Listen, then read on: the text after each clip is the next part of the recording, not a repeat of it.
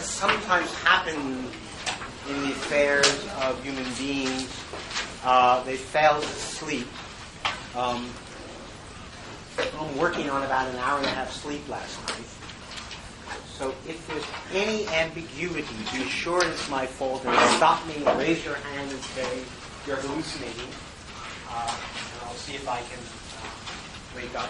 The strategy I want to follow, rather oddly, is what I want to do is discuss the transition to lordship and bondage, that is, the section on the truth of self-certainty.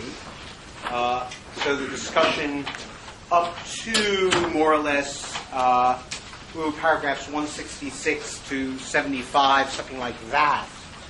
And then I want to go on and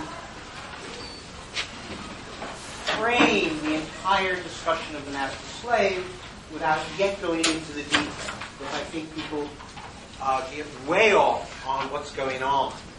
And because I have my own idea of what's going on, I want to give it a particular overall slant, which will orient the reading when we get to it next week. So the details of the master-slave dialectics will be started on next week. I assume I may be able to start today, but I'm skeptical. Okay. So our object is no longer a discussion of sensuous particulars or unities of universals and particular objects directly perceived or essences lying behind appearances. We thought we were talking about those objects. That is, we thought in sense certainty we really were talking about sensuous particulars. We really thought in perception we were talking about objects. We thought in force and understanding we were talking about the essences lying behind appearances. But we discovered that what was truly at stake in those maneuvers was not those objects, but rather the structures in accordance with which we understood the world. So that what was at issue in those maneuvers was how we took the world, what our concept of an object was. So the existence of sensuous particulars remains, but the object of our reflection is now our taking of them in that way. That is, our ways of taking the world and not the world itself. We've come to understand that we have to look at the fact that we look at the world in particular ways and modes and investigate our habit of so doing, how it is we take the world in this way rather than that, which is to say we have to examine ourselves as the kinds of being who interpret the world as one thing or another. So we are moving from consciousness of the world to a consciousness of taking the world like this or that, which is to say we are moving to a self-consciousness, because ways of taking the world is investigating ourselves. That is how we take the world. So self-consciousness is an awareness of one's conceptual activity, of one's determining the world, even if that activity is misdescribed and even if the world is misdescribed. So, for example, rather than now, the now would no longer be an immediate object, but it would refer to our construing something in a contextually determined way in a temporal schema, a way of interpreting. Well, that said, the title of this chapter is almost an oxymoron. The truth of self-certainty.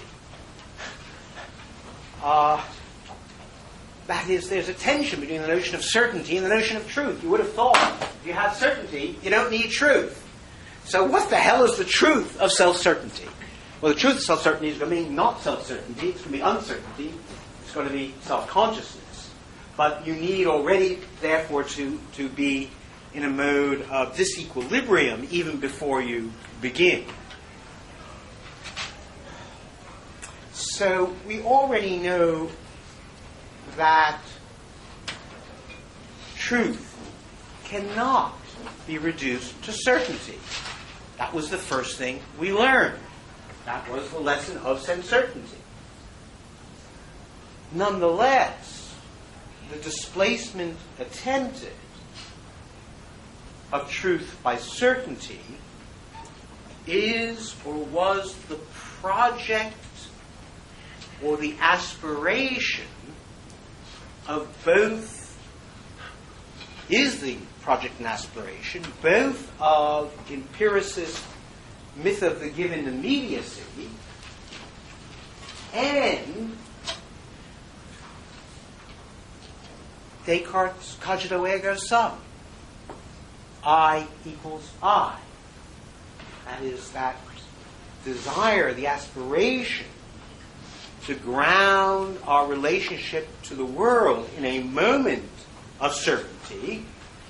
At one level is the certainty of representation, but at this level, at the level of self-consciousness, is the certainty of the I equals I, where, that's a Fichtean formula for the cogito ergo sum, one I is the knowing I, but since the knowing I, in order to know, must exist, then the other I is the I that exists, and therefore the I that is self-aware is both a knowing and a being. It's the kind of originary Fichtean interpretation of Descartes. So the aspiration to certainty in that here knowing is an activity, and the activity of knowing is a knowing of activity. So the knowing I is both the knower and the known.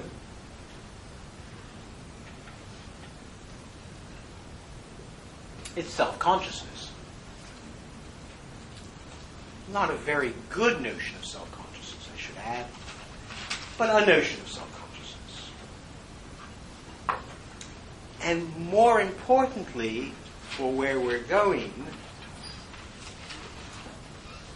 the I is the content of the relation. That is,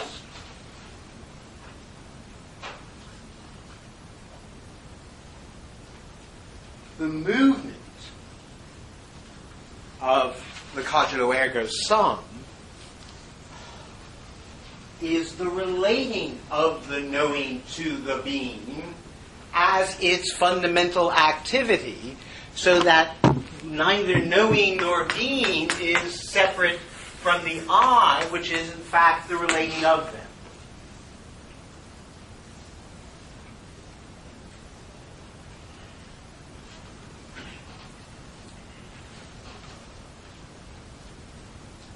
So the idea that the I is the relation between the in itself of the object and the being for another of the object. So this is a primitive subject-object. That's supposed to be the thought here. And it's that thought that, for example, Hegel echoes at the end of the very last sentence of paragraph 166, where he says, opposed to another I, the I is for its own self, and at the same time overreaches this other, which is the I, is equally only the I itself. The I is for the subject, object, and the relationship between subject and object. Can't do better than that.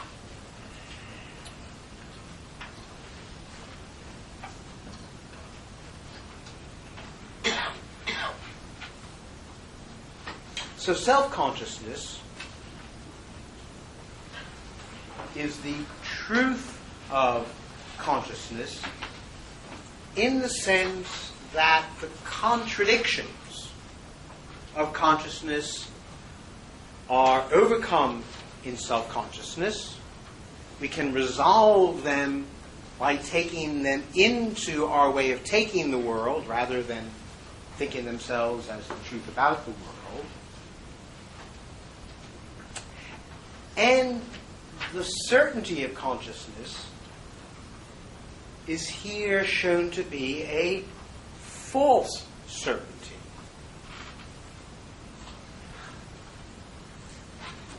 Now, this is an interesting notion, a false certainty.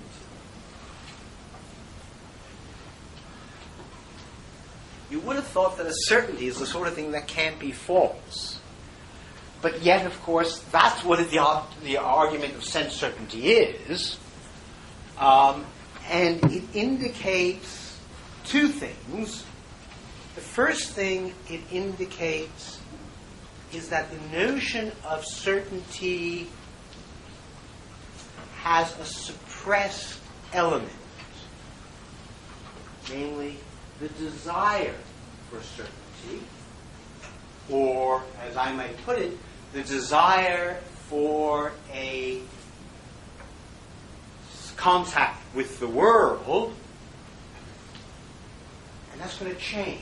That the desire for contact with the world, remember, is a way of making sure that our existential comportment to the world works out all right. So I may say that our desire for certainty is our desire for an existential or even metaphysical self-reassurance of our habitation of the world. That's what we were looking for in knowledge. We wanted to make sure that our being in the world was okay, and okayness was going to be given by the fact that our way of representing the world corresponded. And it did so immediately. And if that immediacy could have held, we would have been happy. Satisfied, yeah? What would it mean for it not to be okay? That's what we mean, suffering, despair. No, it's moments of despair. This is why it's a history of despair. It's not okay because we discover that the way we thought life was meaningful, how it was meaningful, namely, I touch the world, turned out not to be true. And therefore, whatever it is that gives life its order and meaning can't be that. So it's that moment of disillusion. So I mean, this is a great question. This is going to be what a lot of the rest of the book is going to be about, is structures of disillusion. Right? That I think of the phenomenology is not unlike, I love this question, is Flaubert's sentimental education, right? Which is really not about Bildung, but about disillusionment, about the end of hope. Well, much of the phenomenology is a process of disillusioning us about our fantasies, about how we are connected to the world. So that my thought here is that when I say the certainty fails, I also mean that our search for our way of anchoring ourselves in the world fails, and hence we have to go on to a new way of anchoring ourselves in the world, find a different kind or mode of anchoring. But the thought here is, and I just wanted to get this out since it's going to come back over and over, is the certainty hides the desire for something. And I'm saying what hides the desire for is what I am calling self-reassurance, i.e. that I am a person in a world that is meaningful, and that's an intelligible structure. So we call it, let's call it ontological self-reassurance. And everything in the phenomenology, ultimately, now that we get on to the right level, is going to be about the desire for and searching for the correct kind of self-reassurance. And that will be more, it's becoming more explicit. That's what the states of the argument are about. The second thing that follows from the notion of false certainty is that if the original certainty is false, then it's a good hypothesis, at least, that true or false truth cannot be reduced to certainty. That certainty is always going to be disappointed in its desire. Hence, the first moment of self-consciousness is self-certainty, where self-certainty is taken to be the truth of sense certainty.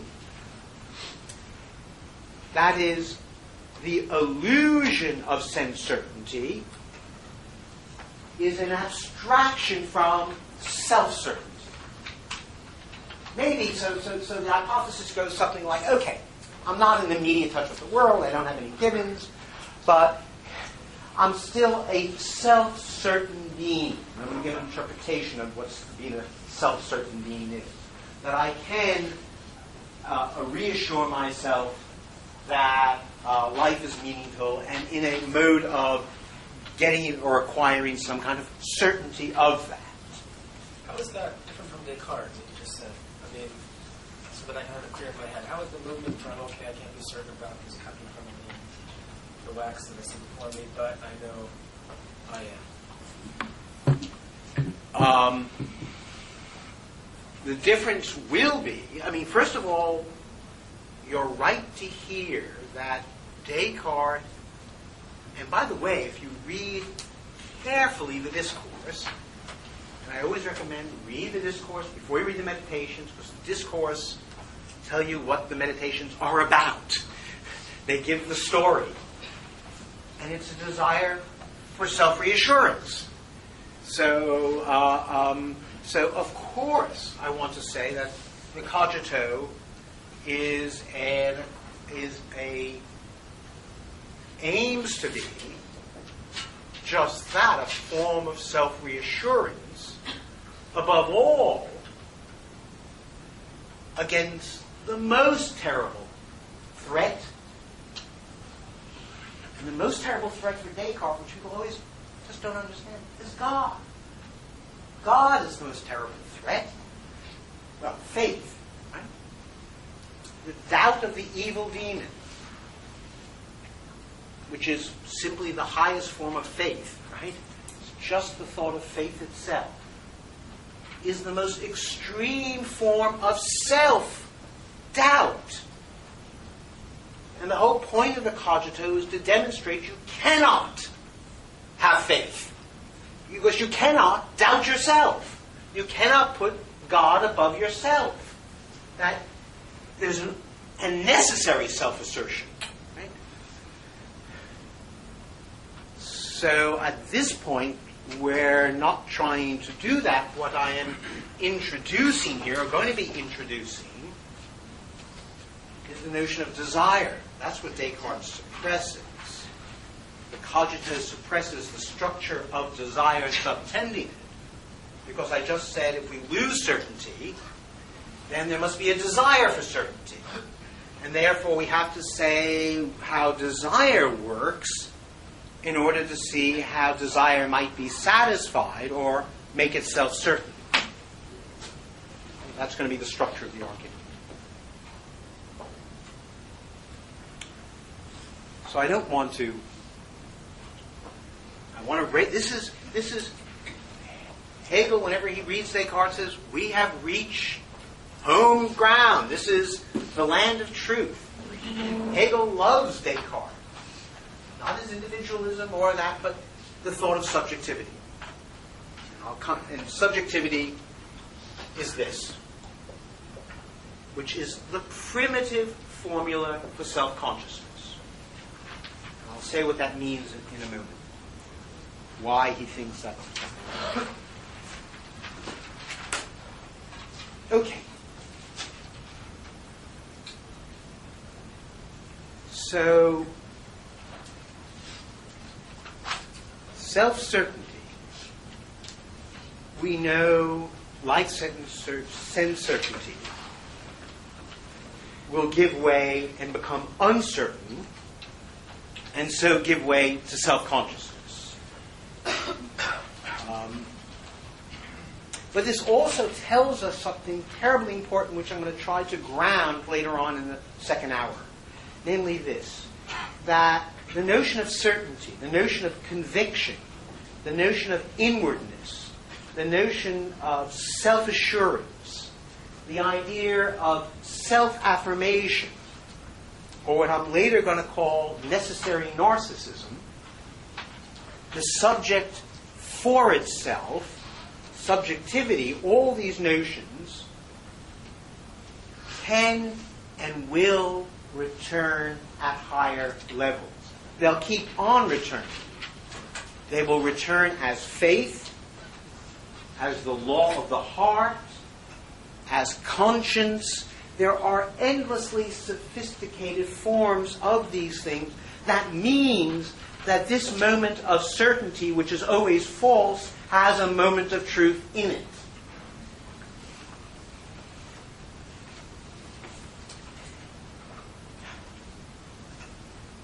And this speaks, I think, to two things. Formally, this is going to tell us that no matter how mediated, no matter how complicated a form of consciousness is,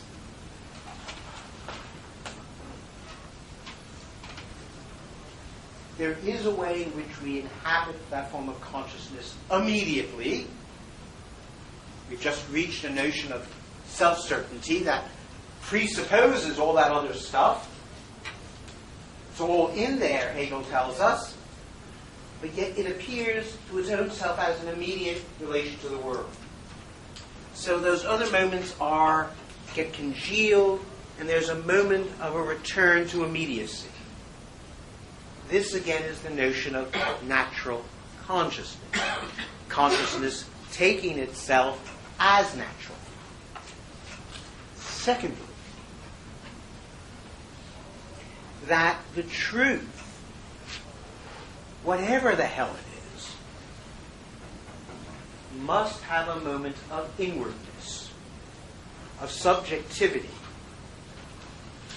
It's being for self, the self for itself, in opposition to the object.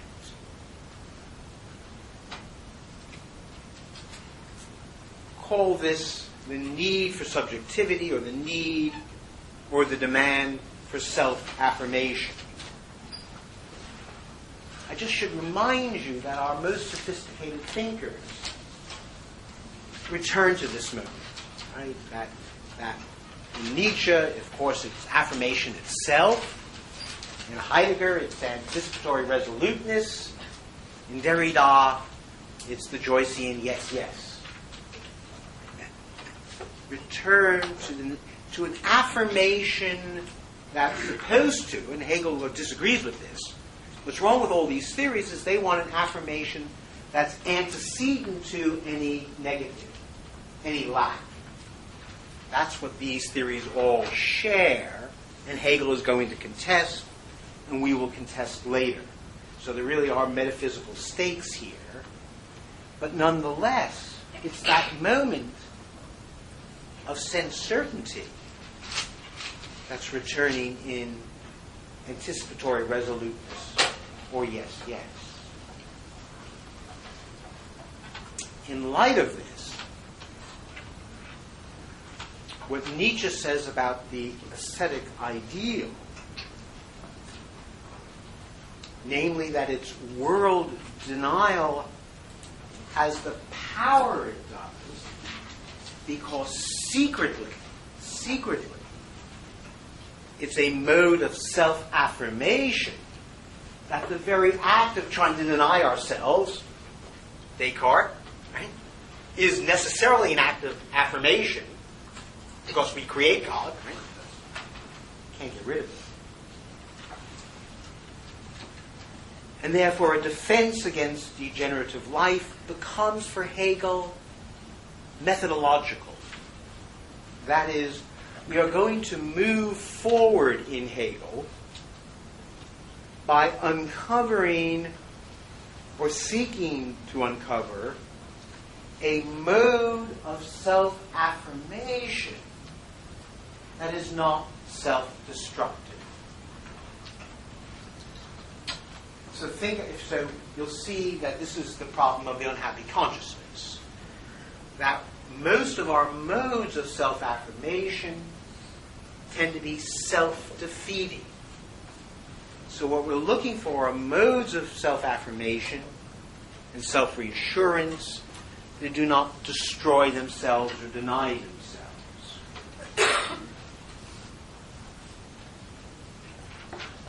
Okay, still working through the opening paragraph or two.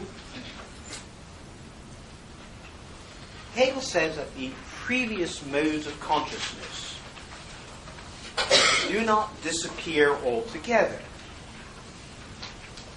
They are now implicitly present in an encounter with a thing, but they disappear as realities, as independent existences. They get their role or meaning from the way self-consciousness encounters the world.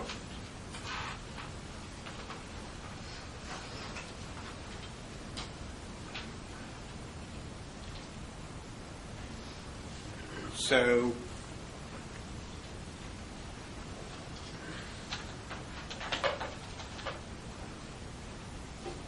he says in paragraph 167, he goes through all those moments, and he says they are abstractions or distinctions, but at the same time have no reality for consciousness itself, and are purely vanishing essences. Thus it seems that only the principal moment itself has been lost, namely the simple self-subsistent existence for consciousness. But in point of fact, self-consciousness is the reflection out of the being of the world, sense and perception. It is essentially a return out of otherness. I'm no longer looking at the world, a return out of otherness. As self-consciousness is a movement, but since what it distinguishes from itself is only itself, just distinguish myself from myself, my am from my knowing.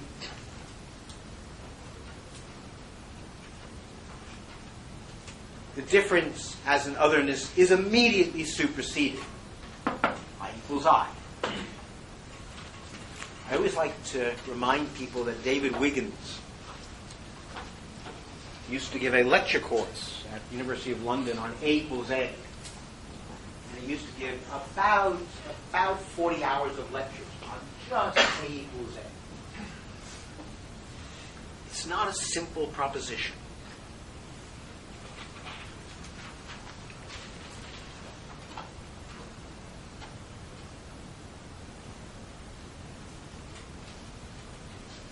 Okay, he gets to the I am I.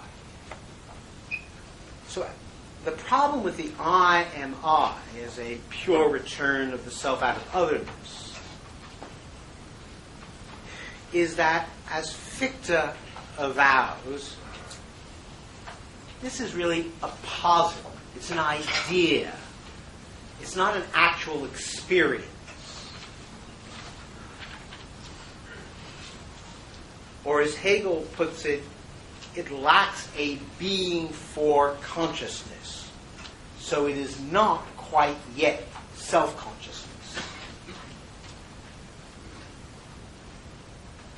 So that return, the I equals I, is too quick. What was sought was to see the truth of consciousness, which is a relation to the otherness of the world, as in truth a mode of self-relation. I'll say that again, because this is a Freudian term. That my relationship to the world, there, is in truth a self-relation, because how I see the world is in terms of my concept of an object. So what looked like a relationship to the world is superseded, because what we're interested in is the mode of our understanding of the world. So what we now see is that what is at stake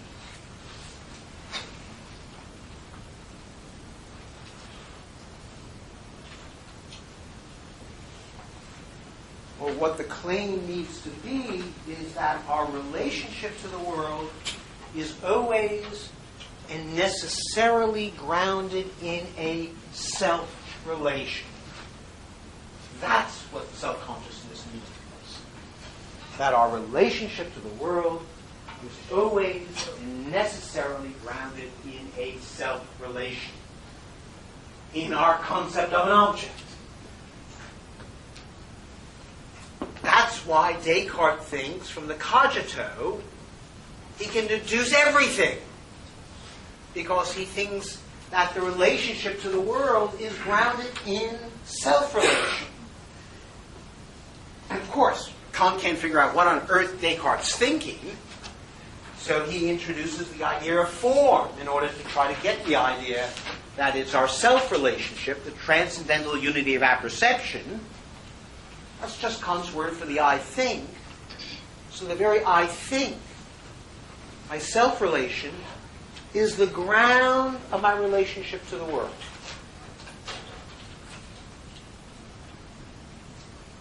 So, and this is modernity. This is the meaning of subjectivity. Subjectivity is the thought that I am not grounded in the world by my relationship to it. Rather, my relationship to the world is grounded in a fundamental self-relation. Right? Which is why my wonderful Husserl thinks he can bracket everything. Right? And just make it all sense. Right? Husserl is the greatest exponent of this wild thought. The bracketing of everything, right? Lifting it all up and making it the internal correlate of the I think. So he grounds, right, the being of the world. Is that okay? A little more complicated. Of course it's more complicated. But that's the project. And for you, it's grounded in logic.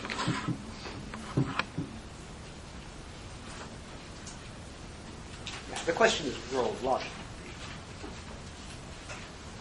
So, second movement. We have to think of how the world appears as independent, have a moment of that appearing as independent of us, and then, as a second moment, we must be able to show how that appearance is in fact dependent or regulated by my fundamental self-relation. How am I going to do that? Well, the first way Hegel does it is to suggest that my relationship to the world is organized by the notion of desire. Why desire, and why does desire produce self-certainty?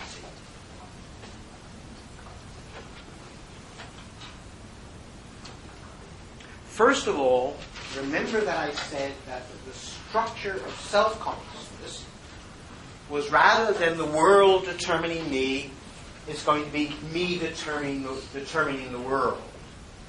And therefore denying the world any absolute independence from me. That the very nature now is to go from a stance of knowledge, which is a stance of passivity, to a stance of activity and determining.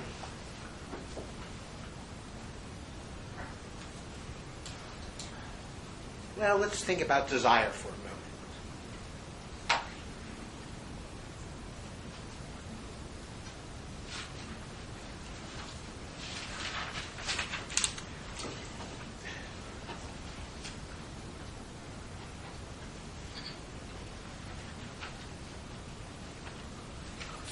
A desiring, so the original thought here, I've already suggested, right, that hidden beneath certainty is the desire for certainty. And now I want to read that thought into the structure of desire itself. That desire itself is intrinsically a desire for affirmation and certainty of self. And the thought runs something like this, that primitively,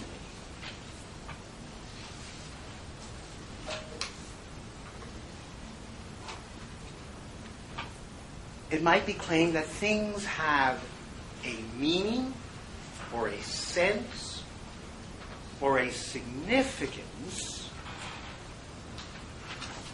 only in relation to my desire, or its opposite, my aversion of it. That is, things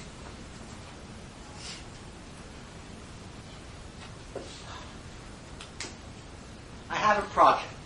So say my project is to walk to the back of the room. That's already a desire, right? So I have a desire to get to the back of the room. Every project is a desire. Once I have that desire, then everything here is interpreted with respect to either aiding or blocking my desire. So I'm walking this way. This is seen as obstruction. This is seen as a pathway. And other things become just neutral, shadow, indifferent. That is, the minute you have a desire, you automatically have a world schema. A schema for the interpretation of each and every object as facilitating, aiding, ordering, and related to those desires. So the world's appears in relationship to my desires. The world is eatable.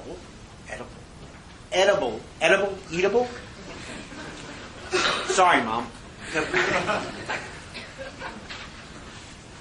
The world is edible because I desire. You got it. Boy, you're late. The world is edible because I desire food. The world is combustible because I desire warmth. The world is habitable because I can make this log into a house or a boat.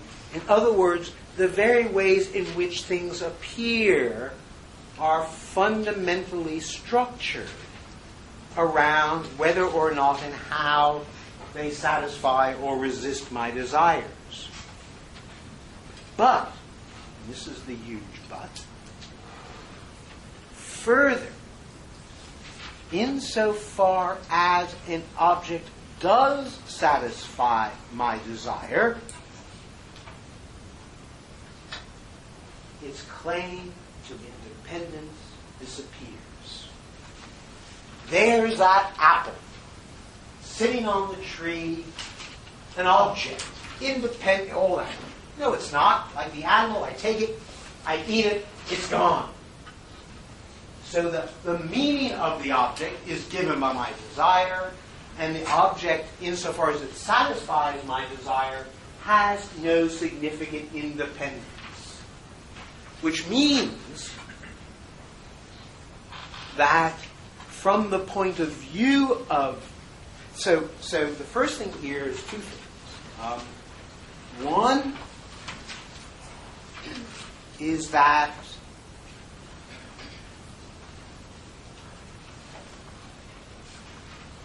objects appear and mean in relationship to desires and the projects they give on to.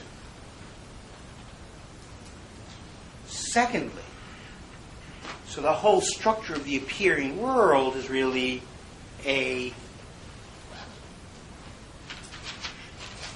kind of a hologram of desire. But my certainty of myself, that the world is meaningful, that I am anchored in the world as a meaningful being, is given by the satisfaction of desire. So my self-certainty is what? As the source of meaning in the universe.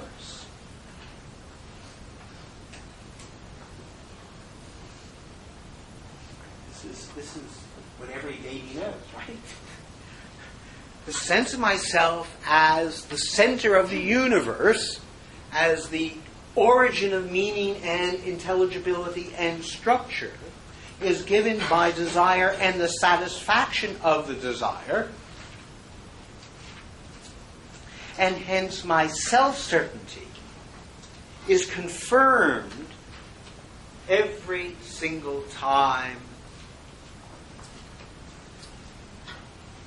I bite out of the apple, every time a shady tree gives me relief from the sun.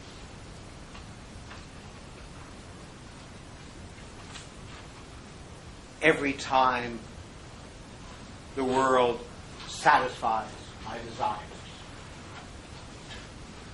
So desire, now we'll see that this structure fails in all sorts of ways, but it's a level of seeing, after all, I am aware of myself. I guess I missed one step here. To have a desire is to be self-aware. Namely, that you lack something. The very experience of a desire throws you back on yourself. Right? So I'm trying to read, right? And reading, let's say, is the paradigm of self-forgetfulness, absorbed in the text. And then my stomach rumbles. And I can no longer, I'm thirsty. Anytime the desire rises up, I can no longer attach myself to the world as consciousness. Rather, I am aware of myself via what I lack, via an absence that demands satisfaction. So first of all, the most primitive notion of self-awareness, of awareness of self in opposition to the world, is in the experience of desire. Desire itself is a form of self-awareness, is a form of self-consciousness, and is equally a form of self-certainty.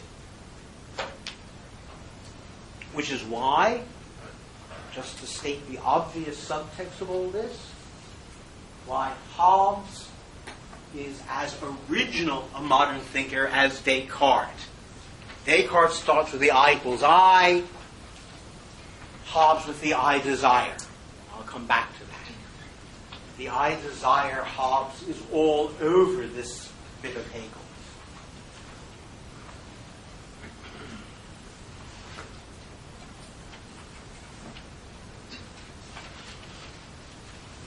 Okay.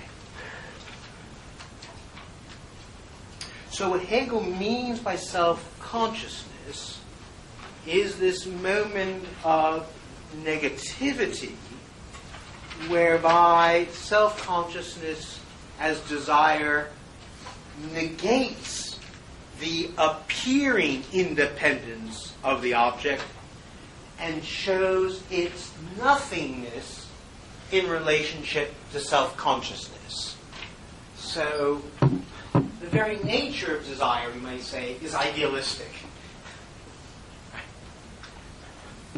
Because both the meaning of the object and its dissolution is all in relationship to me. It has no absolute meaning independently of me, and it finally has, if I'm strong enough, whatever that means, no final independence from me. So to show that self-consciousness is desire and negation is equally to show that self-consciousness is, as I suggested last week, practical activity. Hence, the claim with respect to consciousness now becomes something like this.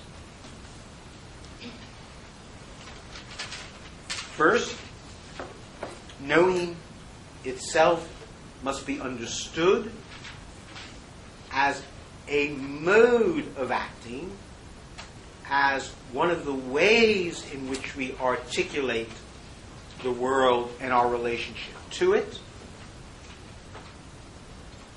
Secondly, a totally modern thought, namely that knowing is for the sake of action, that it is a moment that enables a practical self to satisfy its desires and build a world for itself. And third, that we are in the world, and this was the big, deep, and difficult one that we're going to be looking at for the next 4 or 5 hours, although not all tonight. Nervous looks around the room. We are in the world. We are in the world primarily as agents and not as knowers, not as spectators. The world is not like going to the movies. The world, which is the idea that primacy of knowledge is a very odd thought, as if the world were for the sake of being looked at or spectated on. Hence, our relationship to the world is not one of knowing or what we think of as knowing, which is why I introduced desire. My relationship to the world is not exactly knowing at all. In fact, we're going to say in about 20 minutes is something like recognition.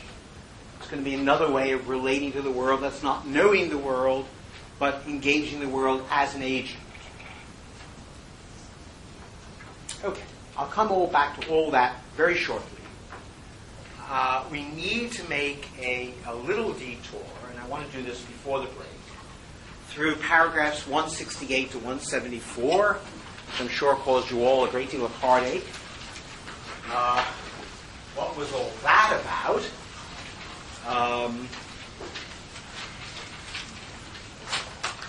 Well, here's the best I can do.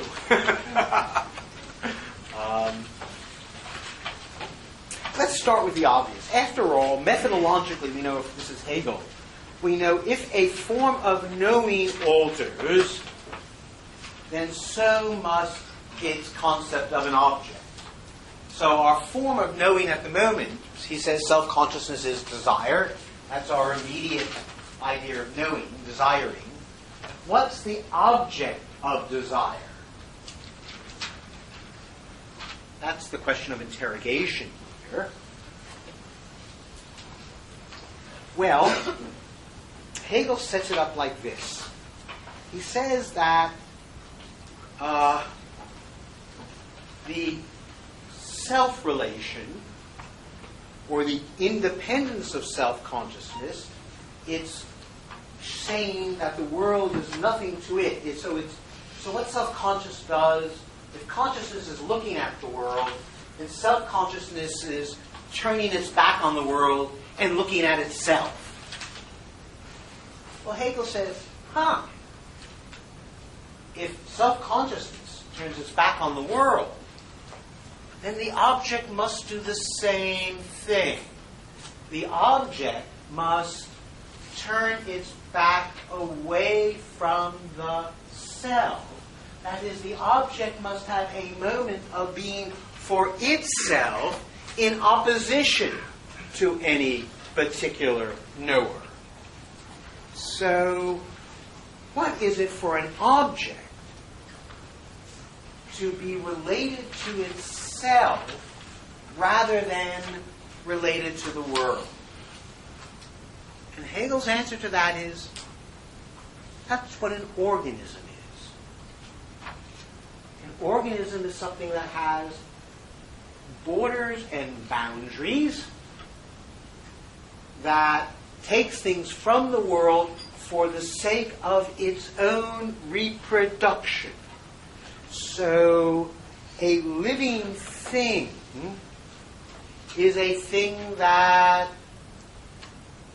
has a moment of being for self, has a notion of self. Indeed, I want to say, and Hegel certainly thinks this, Aristotle certainly thinks this, there's no realistic notion of an object lower than the level of an organism, except artifacts that are made by intention. But in order for something to be an object, a one, it has to have a way of a principle of unity, and hence a way in which it is for itself in opposition to the world, and wanting to sustain itself in opposition to the world.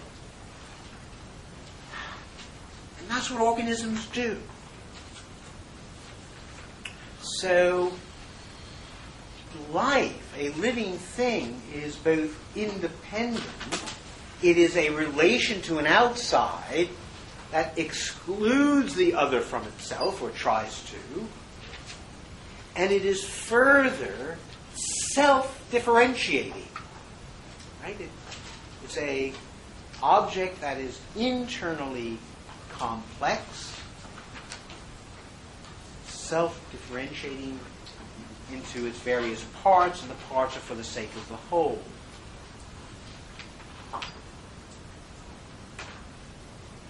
So what's at stake here, just so we're on the page, this is Hegel, in a way, breaking off his analysis in order to say something about his philosophy of the organism or of life, or his commitment to naturalism.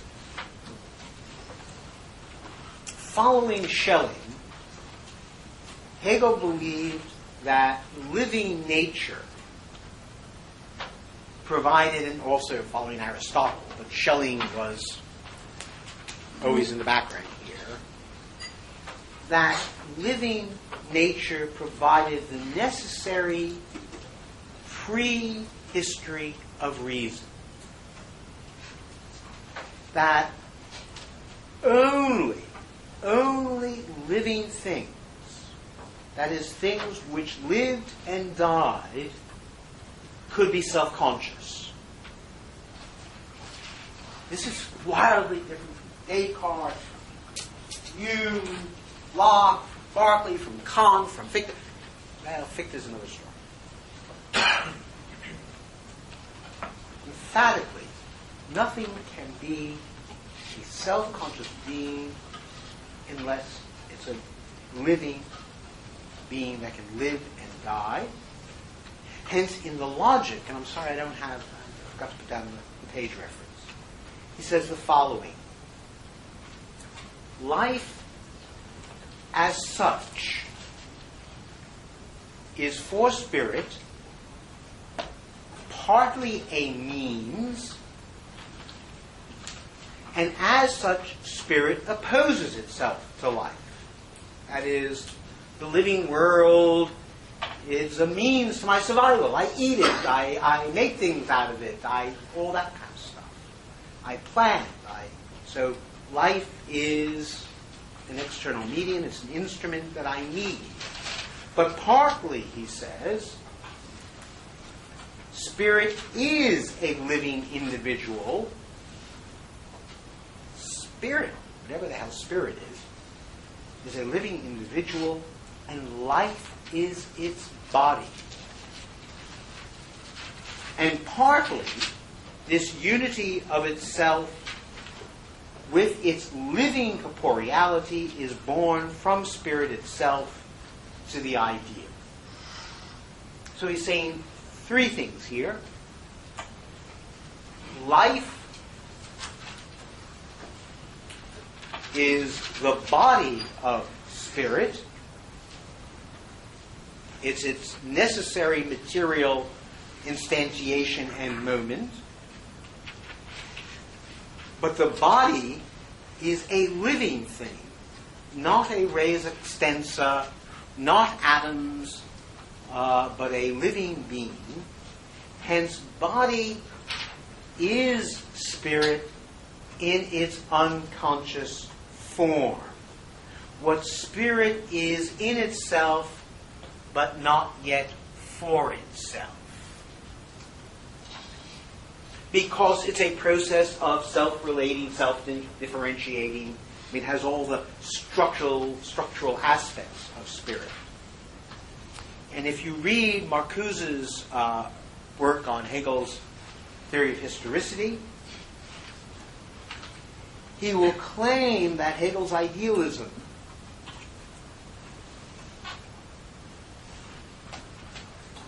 is, in fact, derived from these problematic paragraphs, and that the entire theory of idealism depends on a notion of living motility.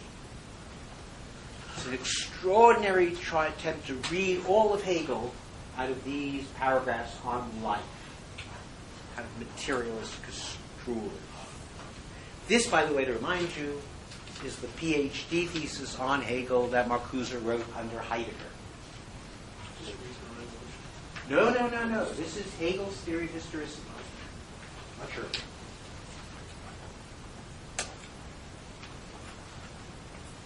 Okay, so roughly in paragraph 169, we're getting the idea that, or what Hegel is suggesting, is the idea of the living earth as a complete ecosystem,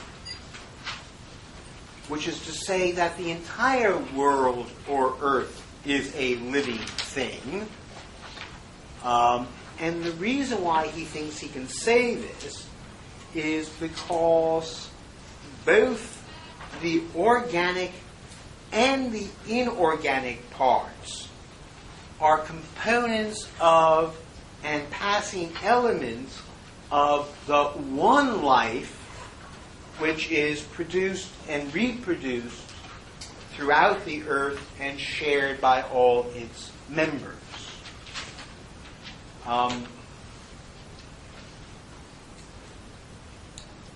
Therefore, he thinks that the notion of infinitude is appropriate here because there is, if you think of the world as an ecosystem, a unified one, there's no absolute differences. All differences are internal to the self-reproducing process of the earth as a whole. So he's picturing the whole earth as a single organism. That's the Hegel-Schellingian conceit here. And that is a primitive idea of what he means by the infinite. Right? There's nothing, there's no outsideness, no limit to it. Right? It's a complete self-relating system. So this is part of his model for thinking about spirit, which is why it's important to see what's happening in these paragraphs. So the pure motion of this whole system is this cyclical reproduction, which is time, and in space, the total organic system is a structure of dispersed but mutually dependent organisms. So the ecosystem has a both fundamentally integrated temporal and spatial structure, both the diachronal and synchronic aspect. Paragraph 170 says that the independent members, by that he means particular organisms, and in that respect he's talking about how the life world appears to us. But he wants to say that these independent organisms, the tree, the flower, the bumblebee, whatever, the rock, the stone, the earth, the worm, are not really independent because they are moments of the life process.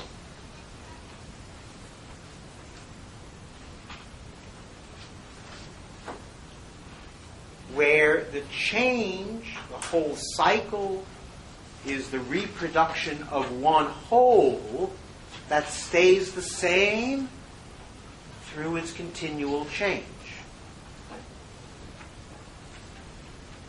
Still saying the earth, the one thing, always changing. And this, of course, occurs through sex and generation. Hence, paragraph 171 is the attempt to recast the entire life process in its structural forms, that is, to explain the relation between three things: independent organisms that go through a process of development, hence the role of eating and nourishment and the like.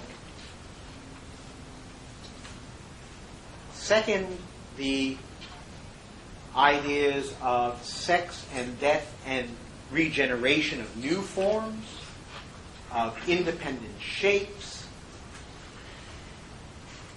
And then third, the element in which all this comes together, namely with the reminder that at the biological level, the role of individual organisms is for the sake of the species. That they have their significance in the survival of the species, not in their own individuality. Hence, hinting at the thought that maybe individuals have their significance in the role they play in the generation of, right? And further, that of course species have their role in the reproduction of the life process itself. At the end of paragraph 171,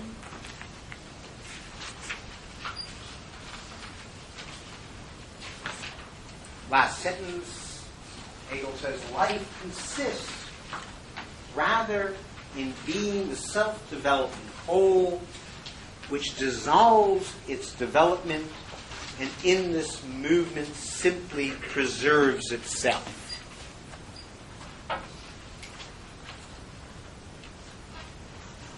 So life is the whole process. There's no essence of life, there's no vitalism here. Life is the process by which all this occurs. And secondly, the whole part logic works at every level.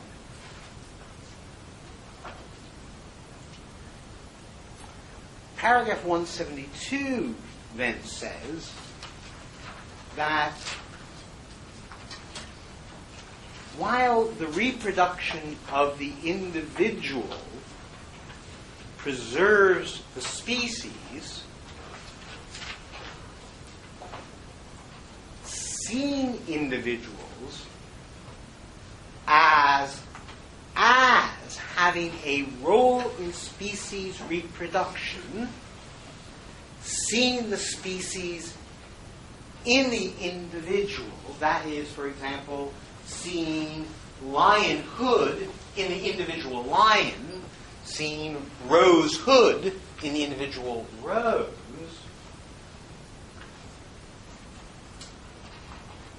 is something that is only done by consciousness. That is, the intelligibility of that structure is not internal to its structure, but to its comprehension.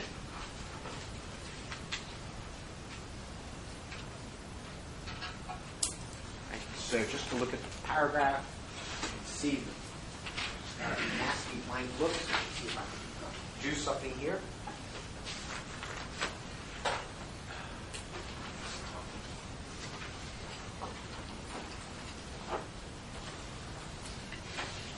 Last sentence where we start.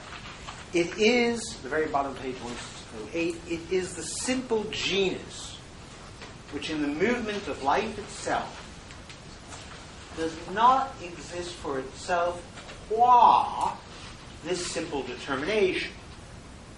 On the contrary, in this result, life points to something other than itself, namely to consciousness, for which life exists as this unity or as this genus. That is, there is a structure here, but it's a complicated structure, namely the individual has its significance in being the instantiation of the species. Well, as individuals, you don't know that. The little rose in the bowl, you don't know your, right? So that structure is only for consciousness. Now I take it that this somewhat crazy thought can be read in two ways.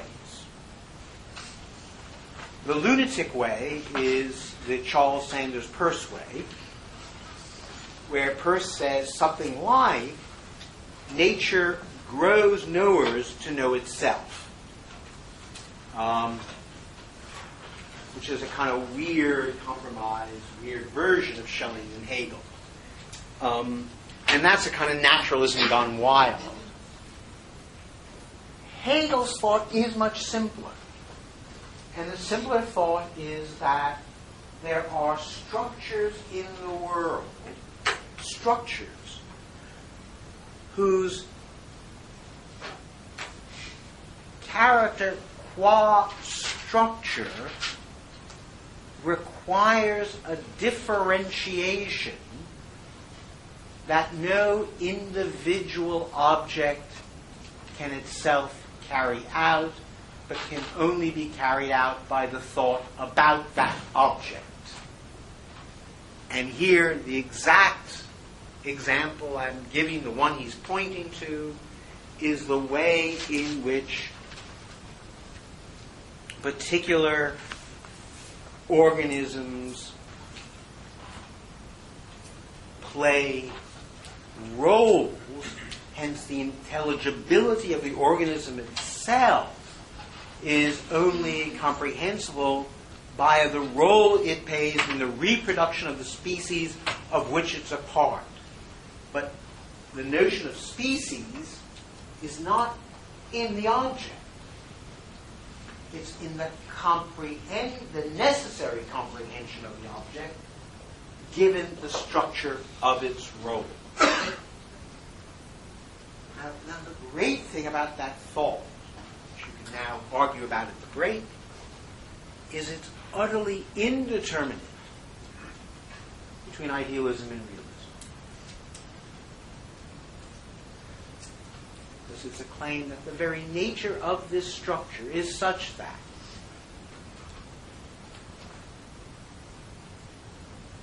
its characterological complexity is something that resides necessarily outside it, because it has a relationship to something it is not. Right? And namely, it is an individual, but it is individual as member of species, and you can't understand anything about what it does without understanding that. Now that's both a claim about it and a claim about the necessity of it being for consciousness. Okay, let's have a break there and we'll talk about recognition. Why I start this way. Okay. Adam very nicely summarized it with a question at the break. He said, we've got three pieces of a puzzle and I don't understand how they go together.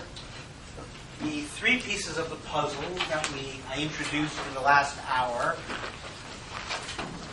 is first the idea that instead of consciousness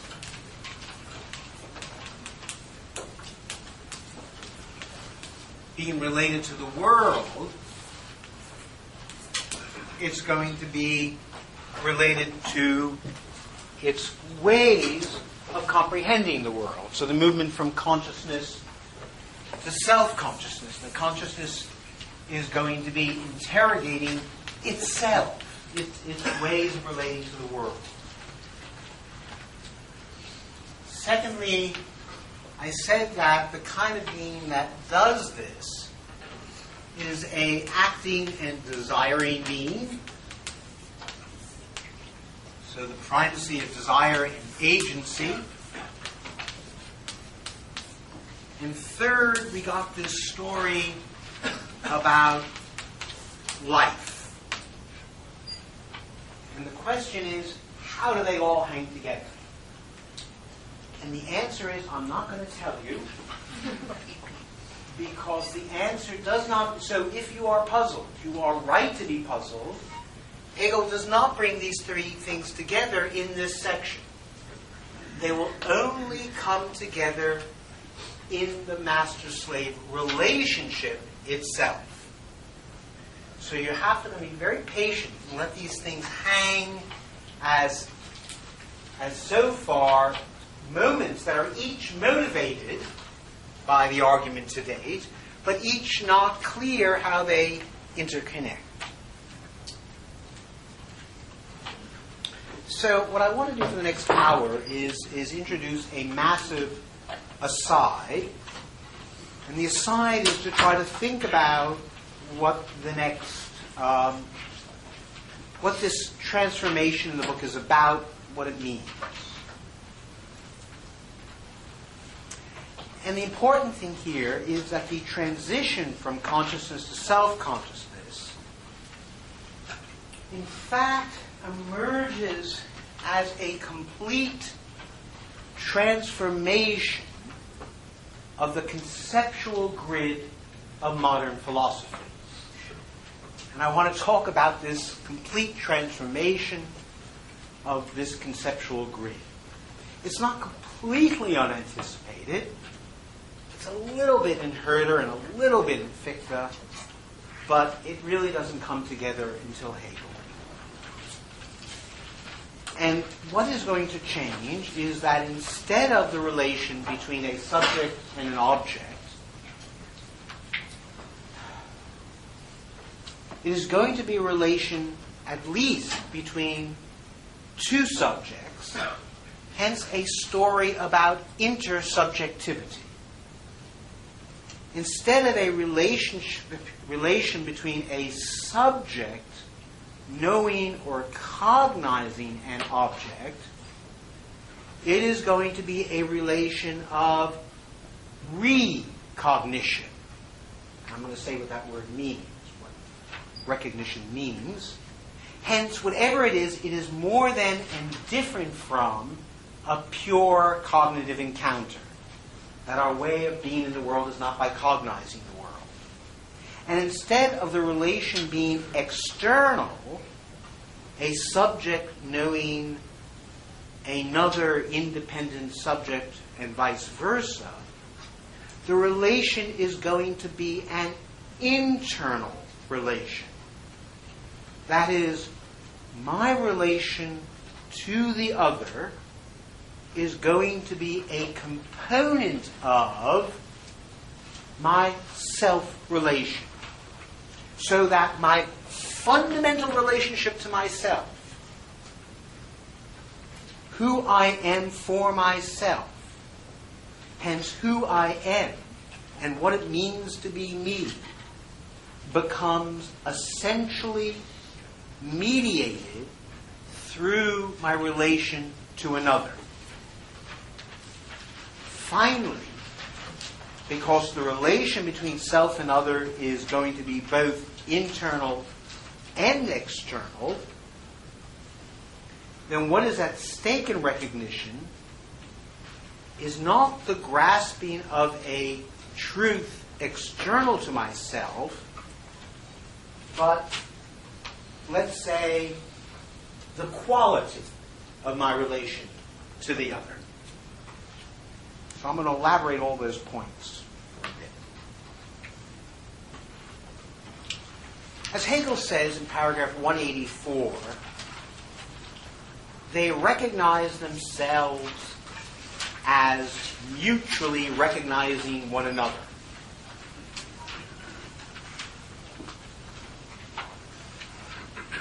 He seems to be suggesting that normatively, recognition requires equality and mutuality. It is often assumed that equality and mutuality together require absolute symmetry, like a mirroring relationship. But I shall be arguing that this is not the case. Mutuality requires reversibility, not symmetry.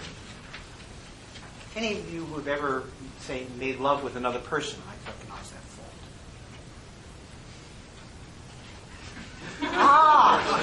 It took a while. Thinking about it, yeah, reverse. Yeah, I get. Okay, good. So reversibility, not symmetry. If it was symmetry, well, there's bad thinking. Nonetheless, what follows from this thought is that a new form of human failure is announced. Let's call it misrecognition. Misrecognition is the form of non-correspondence to the other governing human social relations. Misrecognition is what causes a form of consciousness to become dissatisfying. And misrecognition is that which engenders a mode of encounter as self-defeating. Or rather, that's the crux of Hegel's argument. That is, he must show that all acts of mixed recognition are equally forms of self-defeating forms of behavior. So misrecognition for Hegel is the source of inequality and unfreedom. Misrecognition is hence the type of failure intrinsic to human sociality. And therefore misrecognition is equally the source of what I call moral injury. That is the way in which one human being harms another human being as a human being. You can harm people in a variety of ways. To harm them as a human being, I want to argue, is misrecognition and therefore it is a fundamental form of injury, and therefore you should be thinking of the master-slave relationship as the paradigmatic form of moral injury and misrecognition. All these forms of failure are going to be announced in the encounter between the master and the slave. Misrecognition and the dissatisfactions it generates also are the ultimate cause for the fundamental forms of world denial. What Nietzsche calls the ascetic ideal, and Weber the fundamental forms of world rejection. And these are analyzed in the chapters on Stoicism, skepticism, and the unhappy consciousness.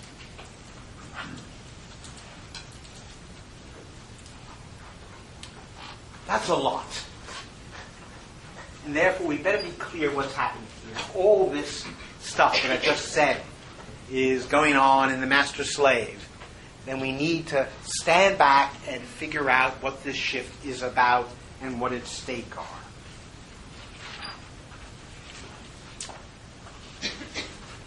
Recognition is Hegel's successor term to love and life. Love will hence become one form of recognitive relation. But there are many, many, many others.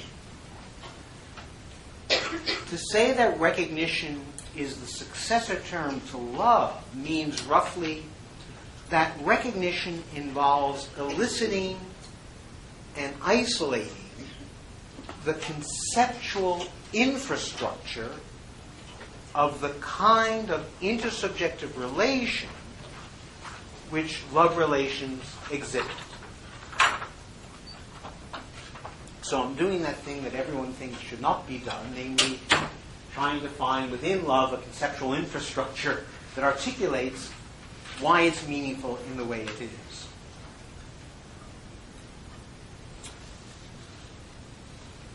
Further, recognition as a successor concept to love aims at a form of satisfaction, which is, I guess, Hegel's word for happiness, that is analogous to the kind of satisfaction that love relationships normatively embody. So recall again that in love we find the meaning and worth of our life in the other. That we cannot detach how things are for us, the waning and waxing of my life, from the life of the other, and that the miseries of love derive from the fact, again to quote Cross and McCullers, from the fact that the lover and the beloved come from different countries.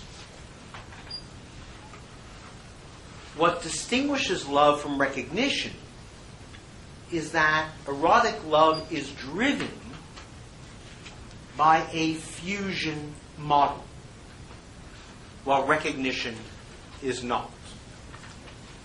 Hence, recognition elicits the normative element in love relations apart from its other qualities. Okay. Recognition, anerkennen, is a form of cognition, erkennen. So, like cognition, recognition has a double structure. It is a relation between a self and an object, and as a relation between a self and itself. As a relation between self and object, recognition denotes a special kind of object an object that is a subject. Because the object is a subject, then recognizing is not a matter-of-fact epistemic achievement, like distinguishing between apples and pears. It's not a matter of classifying. It's not a matter of knowing the object's properties.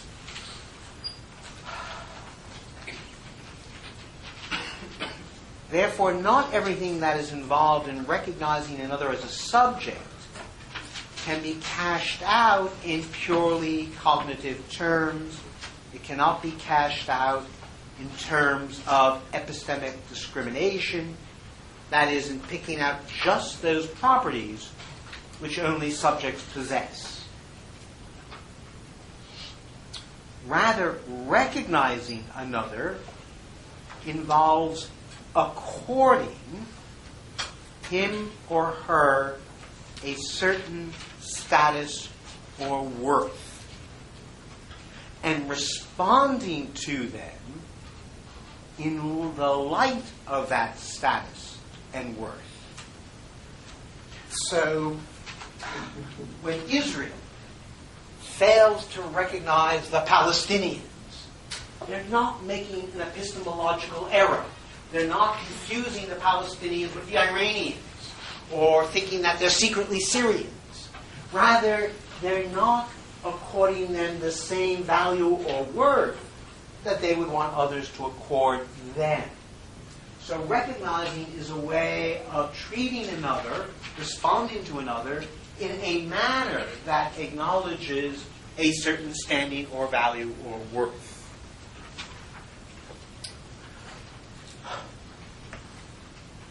Let's say that to recognize another as a subject is to accord them a certain value in themselves, as valuable in themselves. So, self-conscious agents, that's you and me, conceive of ourselves as sources of value. At the very least, that thought is given by the desire model. Just by desiring, I'm a source of value and meaning. Things have value and meaning through my desiring them. And therefore expect others to so regard them.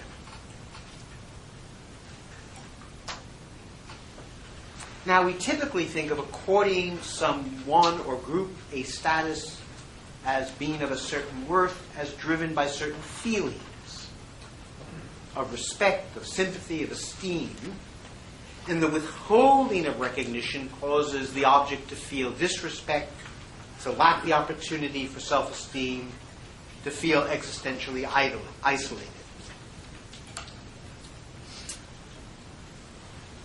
From this, if just this notion of recognition is right, two things immediately follow. First, recognition is as much a practical relation between selves as it is epistemic, cognitive or theoretical. I both have to recognize you as having certain features and treat you accordingly. Right? That's a practical fact, and that has to be grounded in an assessment of you. Hence, there's a practical character to it. Hence, the transition, again, from consciousness to self-consciousness is a transition from the primacy of theoretical reason to the primacy of practical reason. To say that the relationship is practical is to say that the manner of my regard entails both motives for action and a manner of engaging or encountering the other, a mode of form of treatment. It requires a stance or an orientation or an attitude Recognition, therefore, corresponds to what Stanley Cavell calls acknowledgement, where acknowledgement provides the practical normative binding between selves above and beyond knowledge itself. So Cavell says, just to remind you of this argument, you see what the stakes are here. Cavell says that the problem of other minds, how do I know that the person in front of me is another subject, another mind like my own? He says, the mistake has been to think that that's an epistemic question that's searching for a certain amount of evidence. And the thing is no amount of evidence will satisfy me that another is another subject like me. That evidence is the wrong kind of thing to look for. And Cavell says, this is what Cavell means by the truth of skepticism. The skepticism says, any evidence you give me that you're a subject is never going to be enough. And Cavell says, that's true. But that's to say that my relationship to the other is not a matter of consciousness, where we just were.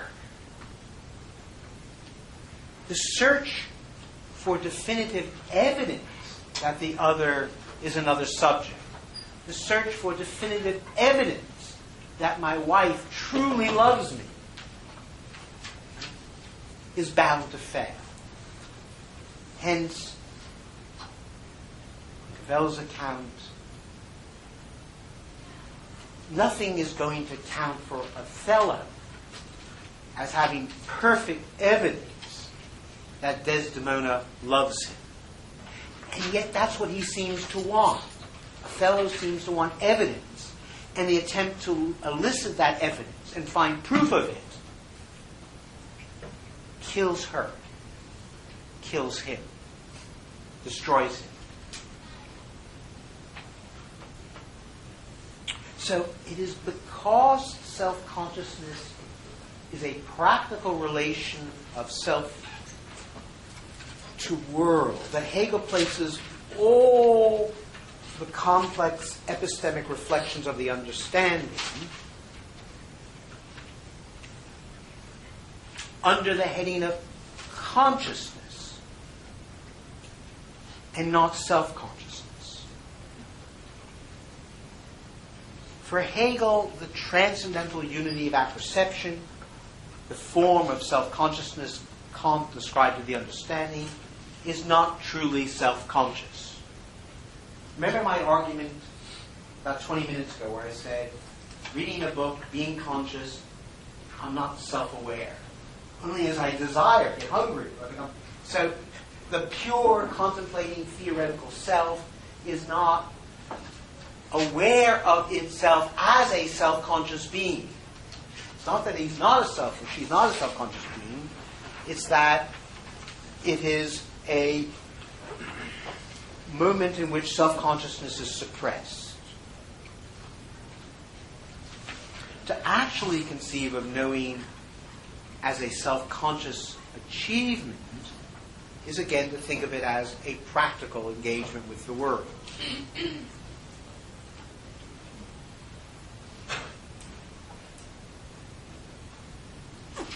Secondly, now kind of agreeing with Kant, to regard another as another subject is to regard her as an end in herself. Only now the regarding of others as ends in themselves is not merely a reflection on my motives and my intentions, but directly a mode of perception and encounter. A way of seeing the other and the modes of activity involved. So recognition and misrecognition finally come to replace all the relationships between self and law, self and the moral law, self and principle that Kant had put there. Hegel thinks it all happens between you and me. So let's say from now on, what is at stake, and I'll put this as hyperbolically as I can, is the slow discovery that the other is the fact of reason. Remember, the fact of reason in the Critique of Practical Reason was my awareness of myself as free and self-determining. So the awareness of the moral law lifts me out of myself and makes me aware of myself as a self-conscious being. I'm saying it's the other that exposes me to my own freedom and rationality. And hence the other is itself, herself, the fact of reason. A thought, right? This is where people always are surprised that I so despise Levinas. And of course, Levinas gets the idea that the other is the fact of reason. He beats the thought to death. And that's the problem. He doesn't think it. He just beats it to death. Hegel wants to ask the question how it is we come to learn, how it is we come to experience the other as the fact of reason. And he assumes that this is something that has to be learnt and developed through a complicated process and cannot be understood in its normative significance, right, in terms of an immediate model of infinite obligation. There's no immediate infinite obligation to the other. As we're about to see, my first response to the existence of the other is kill her.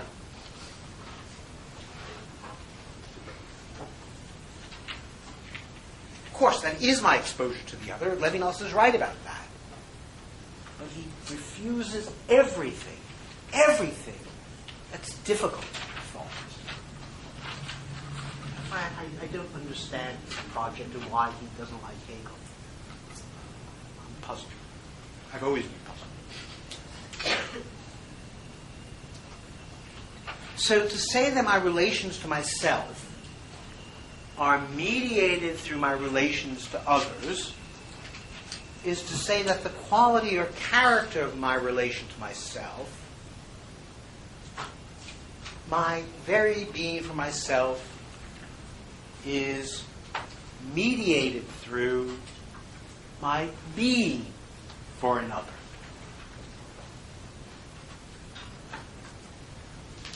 But this is to say that the question of recognition embeds my standing for myself, my status as being self-identical in relation to others. That is, how I take myself in its simplest and most primitive form only emerges and takes on a characteristic through my relation to others and has no moment of independence from that.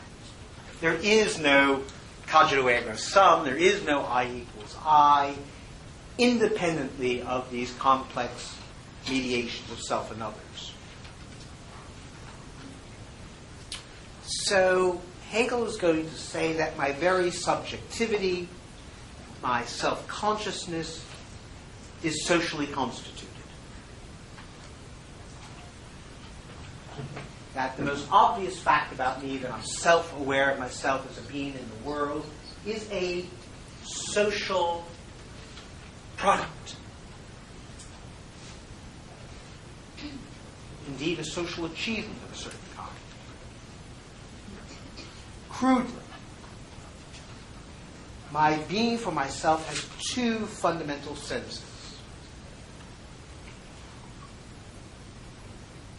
First, it denotes the actualization of an indeterminate potentiality hence a becoming who you are through your efforts of creative self-transformation, where creative self-transformation is, in Hegel's jargon, the externalization of being in itself. Second, my being for itself involves, and let me now go through two moments, my absolute independence from the other. Hence, an affirmation of my freedom as achieved through efforts of self-determination. If my being for self, and this what I'm going to be doing here, by the way, is generating a paradox. So let me start. I'm going to say that we have a moment of absolute independence, absolute being for self, an infinite self-regard, and simultaneously and structured with it and mediated by it, an infinite dependence, and therefore an infinite relation to the other.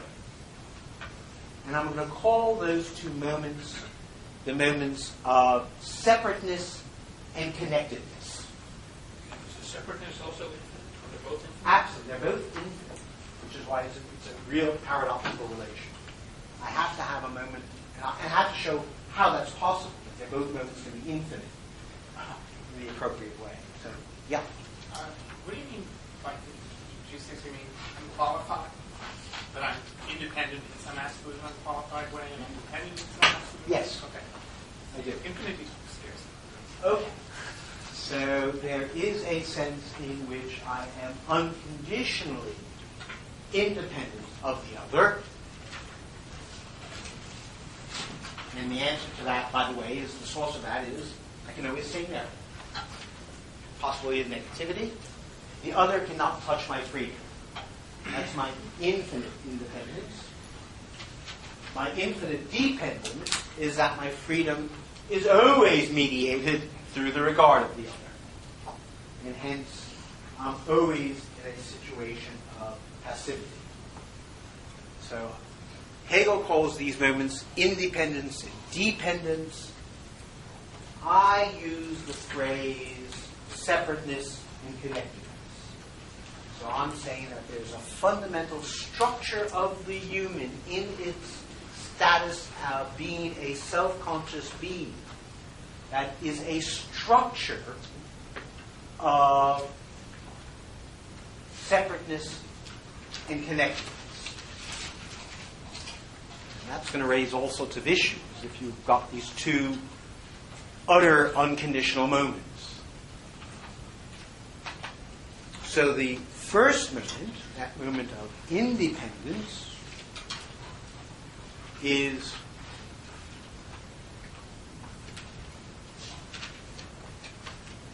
what in psychoanalytic language is the moment of narcissism.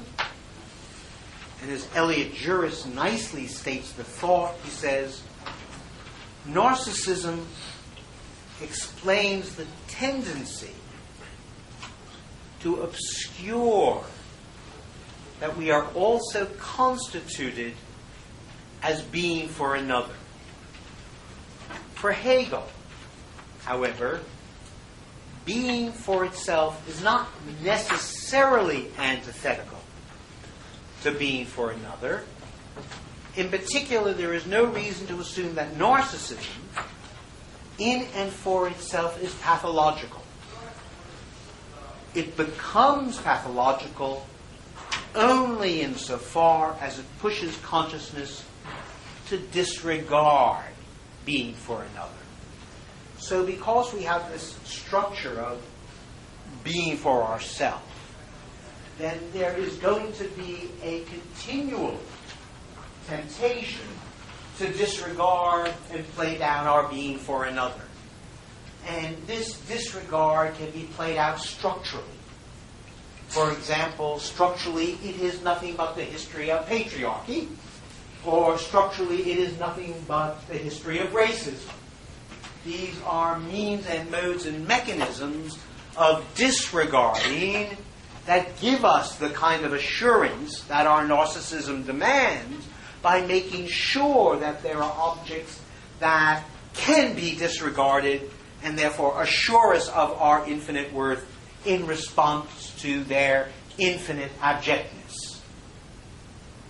So on this account, patriarchy is even nastier than it looks on most accounts. I think only Hegelianism can actually make sense of the history of patriarchy. I think Simone de Beauvoir thought that too. It's another comment. Maybe next year I'll teach that course. Conversely, being for another is Hegel's way of articulating that human agency is defined by dependence, by connectedness. Put this way, we may say that Hegel's terms almost by themselves, and I want to be clear, it's almost by themselves, seem to project a normative ideal of subjectivity. Namely, an adequate conception of subjectivity involves a maximum acknowledgement of each as separate from every other, as truly being for itself, through an acknowledgement of each's utter connectedness to every other. The difficulty of now I'm going to suggest that this is not an a priori norm, this is not a principle, this is nothing. It's something. I'm going to call it a function, but I'll explain what that is. But this is why I wanted to get to it. It's hard to understand what this is, this structure of, that's what I want to tease out in the next 25 minutes, what Hegel means by a structure of separateness and connectedness, and how that, what that implies, and how that is going to somehow be meaningful for the rest of the structure of the book. Okay, so the difficulty of human relations for Hegel is the difficulty, he really thinks this is the difficulty, not the only difficulty human beings face. People can face hunger and starvation and drought. That's not and that's not a difficulty in human relations, that's another kind of difficulty. It can be both, right? Sometimes starvation is caused by human relations, namely expropriation and so on. The difficulty of human relations for Hegel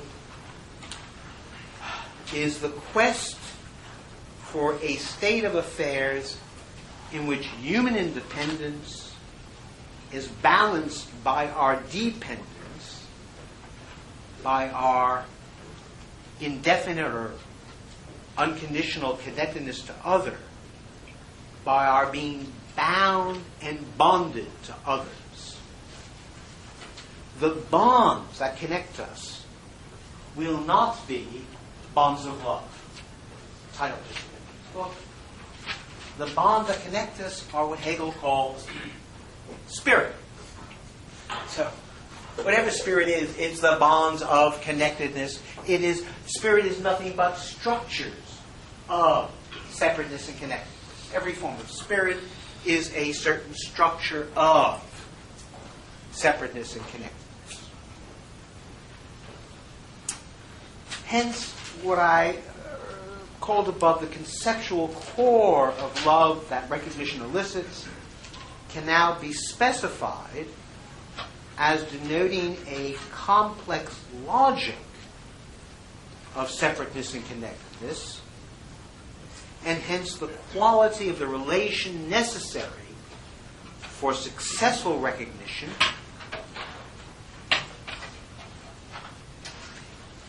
whatever is meant by equality and mutuality, is in fact a relation in which the demands of separateness and connectedness are maximally satisfied.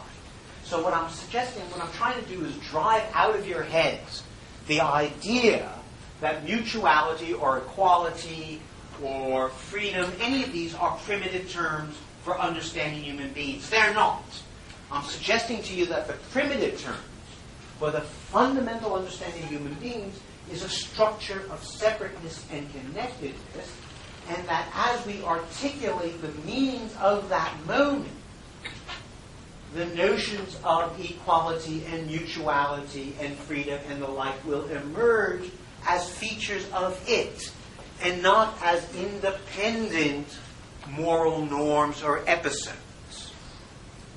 So I'm going to say something like the fundamental structure of our relationship to others, as it works itself out in certain ways, is going to, how do I want to put it, engender by its forms of defeat, by the forms of dissatisfaction and failure, certain ideas of, let's call it again, mutuality or equality or the like. But that these cannot be thought of as fundamental, primitive terms in the comprehension of the human. So when I say that Hegel is introducing a new conceptual grid by the notion of recognition, I mean it. I mean, he thinks this is going to be the term through which every other fundamental concept gets its traction in its relationship to the quality of human life. So it's a huge conceptual shift. Hence, if you're feeling, whoa, I don't know what's going on, you're bound not to. Because he's reinterpreting the whole conceptual territory.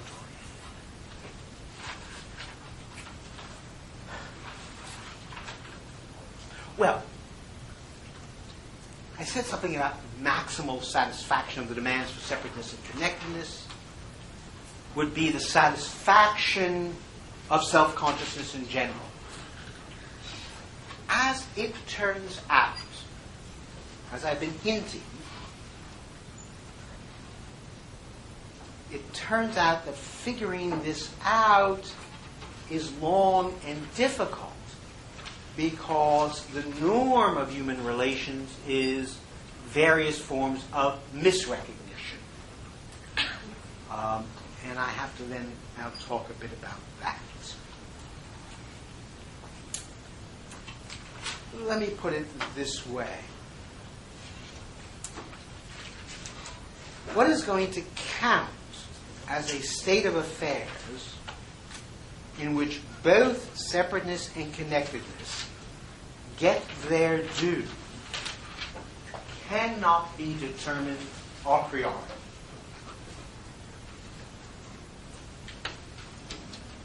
Repeat. What is going to count as a state of affairs in which the moments of separateness and connectedness that structure the relationship of self and other that we call self-consciousness, and by the way, I haven't explained to you why my relationship to you should be called a relation of self-consciousness. That's for next week. And you ought to be thinking about that. Why does he say this is a chapter on self-consciousness? Well, it's about a relationship to the other. Why is it other consciousness? Intersubjectivity. Why is this a chapter on self-consciousness? Something else hanging in the wind here.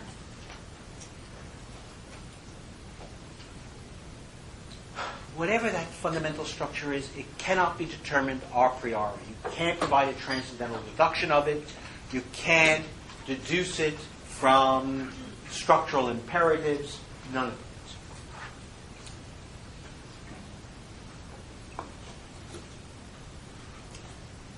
I've suggested that there's a normative logic here, but the terms of that logic are themselves indeterminate. Under what conditions will a subject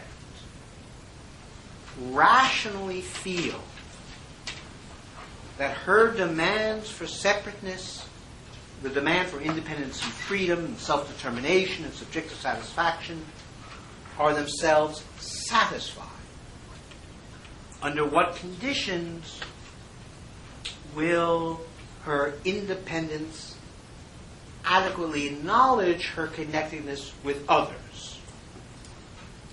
Will her connectedness with others feel satisfied and found to be satisfied?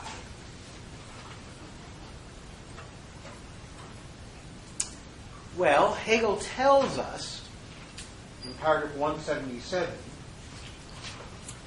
that we enjoy perfect freedom and independence only with an I that is a we and is a we that is an I. Ain't that mysterious? I take it I is the moment of independence, separateness, and we the moment of connectedness. And they obviously switch places, right? I mean, a we that is an I and an I that is a we, right?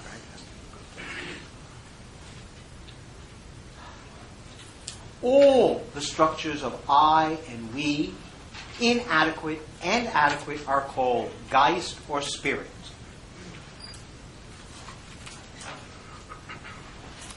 But this is just about as empty as saying that there be maximal separateness and connectedness, narcissistic enjoyment, and bound relation to others. So how are we going to get going here? How is any of this going to work? Elliot Juris nicely says, satisfaction is impossible without fathoming dissatisfaction. So the problem with traditional philosophy is it wanted to know what the good is, what was satisfaction. And therefore it looked in the wrong place. So we might put the point this way. If satisfaction is impossible without fathoming dissatisfaction, this is because misrecognition is unavoidable, then the fact of misrecognition and its unavoidability engender certain strategies of accommodation rather than emancipation. That is, rather than admit our dissatisfaction, we make up stories about the meaning of our dissatisfaction that are meant to be satisfying. God, the revolution, utopia, the moral law, truth. All of these are fantasies of accommodation that hide the very dissatisfaction that we desire. So we might say that we can only discover or uncover or generate what is going to count as a correct and adequate balancing of separateness and connectedness through a series of experiments and attempts to find a way of life that does the work of acknowledging both demands. Satisfaction, then, is going to be something like a life achievement, and finally, an historical and cultural achievement. That, for Hegel, it is going to be true that whole histories of human beings have been histories of human misery, that history is a slaughter bench, and that the possibility of human satisfaction is a very, very late arrival, and at that only a trace within the present life. Because we're beginning to understand what it means. But all this again to say is that it is not a question of an a priori norm. That there really is a history, and it's the history of these attempts to find forms of life that answer to fundamental structures of separateness and connectedness. Okay, so this tells us something about the argument of the chapter on self-consciousness, which, on the face of it, the status of the chapter, I take it, is deeply obscure, or it's pretty obscure to me.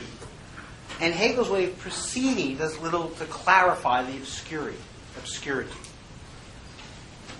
At what level are we to take this? Where is this situated? What does it mean in relationship to these problems we're talking about? I mean, we can read the text, the master-slave dialectic, the master does this, the slave does that. What's it about? Right? That's why I said we need to step back. It's unclear what it's about. Well, here's my working hypothesis. The chapter on self-consciousness as a whole corresponds to what Freudian analysis or psychoanalysis goes under the name of metapsychology. What I mean by that is that the chapter on self-consciousness is not a psychology, that's for sure, but then I take it that Freud's great achievement was to de-psychologize psychology. I take it, oh God, I can see the bad looks. The important point about everything that goes on in Freud is it's psychology. When we say, what's the psychology about? We're asking for what are the mental mechanisms. Well, what Freud shows is that mental mechanisms are not merely the way the mind works, but they're fundamental structures of human relations. So that what we talk about psychology isn't about the psyche, what the mind does. It's how the human being has a world at all in virtue of those things. So Freud takes the psychology out of psychology and gives it, we might call, structural significance. Well, the chapter on self-consciousness, in it we're going to be faced with a primitive story. And now let's think about what happens. Very briefly. In this chapter, we're faced with a primitive story about how self-consciousness first appears as self-consciousness. So we're not asking about the origin of self-consciousness. He says we have self-consciousness. The question is, how does it appear on the scene? How do we become aware of ourselves as self-conscious beings? Or more exactly, what is the path we take to assure ourselves that we are truly self-conscious beings? That's what the people who are going to enter into the battle are asking. Not if they're self-conscious, but how can I assure myself that my self-conscious of myself as being the center of the world is true? How do I get affirmation, assurance, reassurance of my standing as an utterly independent being? Well, in this account, it turns out that originally we are utterly dependent on very, very powerful others. About how the story goes on, those very powerful others come to stand for us as both ideals of what we want. We all want to be masters, so they're ego ideals. And as fearful powers we must obey, since we are utterly dependent on them. So about how, in that experience of dependence, we learn to repress and internalize our natural desires.